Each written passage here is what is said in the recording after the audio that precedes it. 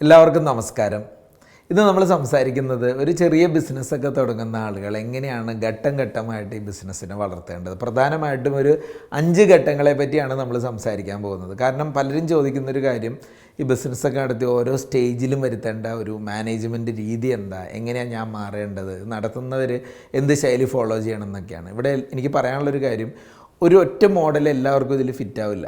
അതായത് one size not fit at all എന്ന് പറയുന്ന ഒരു അവസ്ഥയുണ്ടല്ലോ.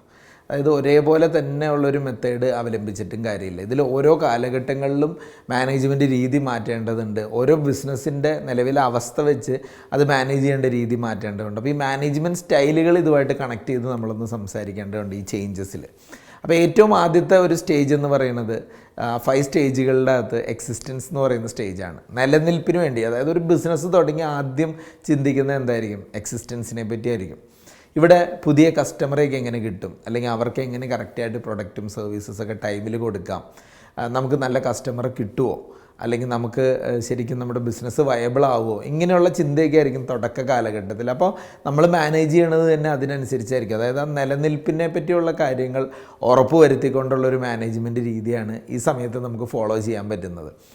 അപ്പോൾ ആ സമയത്ത് നമ്മളൊരു എക്സ്പാൻഷനെ പറ്റി ആയിരിക്കില്ല ചിന്തിക്കുന്നത്. അതിന് പകരം ഒരു കസ്റ്റമറിൽ നിന്നും അടുത്തൊരു കസ്റ്റമറിലേക്ക് എങ്ങനെ എത്താം, ഈ ഒരു കാര്യം മാത്രമായിരിക്കും ചിന്തിക്കുന്നുണ്ടാവുക. അതുപോലെ തന്നെ ഈ സ്റ്റാർട്ടപ്പ് ഫേസിൽ നമ്മൾ കൺസിഡർ ചെയ്യേണ്ട ഏറ്റവും പ്രധാനപ്പെട്ട കാര്യം എന്തായിരിക്കും? നമ്മുടെ ക്യാഷ്. അതായത് നമുക്ക് ഈ എക്സ്പെൻസസ് ഒക്കെ കവർ ചെയ്ത് പോകാനുള്ള ഒരു ക്യാഷ് ഫ്ലോ വരുന്നുണ്ടോ, ചെറിയ ഇൻകം ജനറേറ്റ് ചെയ്യാൻ പറ്റുന്നുണ്ടോ, ഇതൊക്കെ ആയിരിക്കും. അങ്ങനെ എക്സിസ്റ്റൻസ് സ്റ്റേജിൽ നിന്നും സർവൈവൽ സ്റ്റേജിലേക്കാണ് രണ്ടാമത് മാറുന്നത്.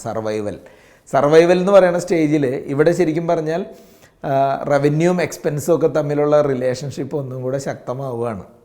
കാരണം കുറച്ചും കൂടെ ചിലവുകളൊക്കെ വന്നു തുടങ്ങി, സ്ഥാപനം കുറച്ചും കൂടെ മുന്നോട്ട് പോയി തുടങ്ങിയിട്ടുണ്ട്. അപ്പോഴും നമ്മുടെ ചിന്ത ഇതിൽ നിന്നൊരു വലിയ വരുമാനമൊന്നും എടുക്കാൻ പറ്റി തുടങ്ങിയിട്ടുണ്ടാവണം എന്നില്ല. സർവൈവൽ തന്നെയാണ്, നിലനിന്ന് പോവുക. നിലനിൽപ്പ് എന്ന് പറയുന്നതിന് കുറച്ച് വളർച്ച ആവശ്യമാണ്. കുറേ ഇൻവെസ്റ്റ്മെൻറ്റുകളൊക്കെ ചെയ്തിട്ടുണ്ട്, ഇതിൽ നിന്നൊക്കെ കുറച്ച് ക്യാഷ് ജനറേറ്റ് ചെയ്ത് വരണം. പിന്നെ നമുക്ക് കുറച്ച് ആളുകളെയൊക്കെ കൂടെ നിർത്തി കൊണ്ടുപോകേണ്ടതുണ്ട്. അവരുടെ തൃപ്തി നമ്മൾ നോക്കണം, കസ്റ്റമറുടെ തൃപ്തി നമ്മൾ നോക്കണം. അപ്പോൾ എല്ലാം ഒന്ന് പരിഗണിച്ച് പതിയെ മുന്നോട്ട് പോയാണ് ഈ സർവൈവൽ സ്റ്റേജിലെത്തുന്നത്.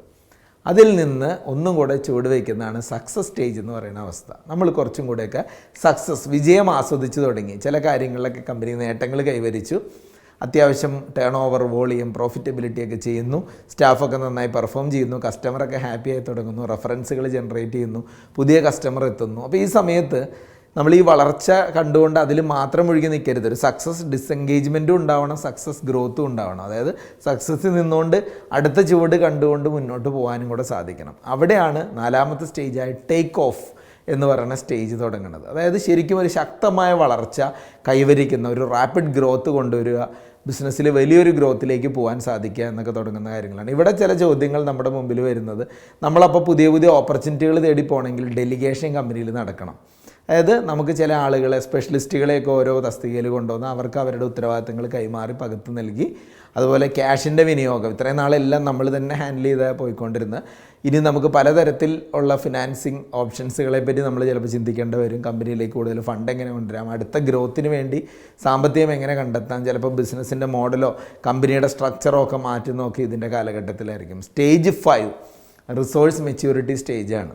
അതായത് നമ്മുടെ കൂട്ടത്തിലുള്ള സംവിധാനങ്ങളൊക്കെ ശരിക്കും മെച്യൂർഡായി തുടങ്ങി, അതിൽ നിന്നൊക്കെ നല്ല റിസൾട്ടുകൾ കിട്ടി തുടങ്ങി. ഇനി നമുക്ക് ഹൈ ടാലൻറ്റുകളെ വീണ്ടും കൊണ്ടുവരാം, നല്ല റിസോഴ്സുകളിൽ ഫോക്കസ്ഡ് ആവുക. നമ്മുടെ സ്ഥാപനത്തിൻ്റെ അകത്ത് ഓരോ റിസോഴ്സും, അതിപ്പോൾ ടെക്നോളജി ആവട്ടെ, പണമാവട്ടെ, നമ്മുടെ കൂടെ നിൽക്കുന്ന മറ്റ് സ്റ്റേക്ക് ഹോൾഡേഴ്സ്, ബിസിനസ്സിൻ്റെ പാർട്ട്നേഴ്സായിട്ടുള്ള ആൾക്കാരാവട്ടെ, എല്ലാ കാര്യത്തിനെയും നല്ല രീതിയിൽ അതിൻ്റെ അഡ്വാൻറ്റേജ് എടുത്ത് ഒരു ഭാഗത്ത് നമ്മൾ സിസ്റ്റം ബേസ്ഡ് ആയിട്ട് കമ്പനി വളർത്തണം. അതോടൊപ്പം തന്നെ നമ്മൾ തന്നെ മാനേജ് ചെയ്തപ്പോൾ ഉണ്ടായിരുന്ന ചില സ്ട്രെങ്ത് ഉണ്ട്, ഇതിനെ തമ്മിൽ അലൈൻ ചെയ്യുന്നതൊക്കെ ഈ റിസോഴ്സ് മെച്യൂരിറ്റി സ്റ്റേജിലാണ്.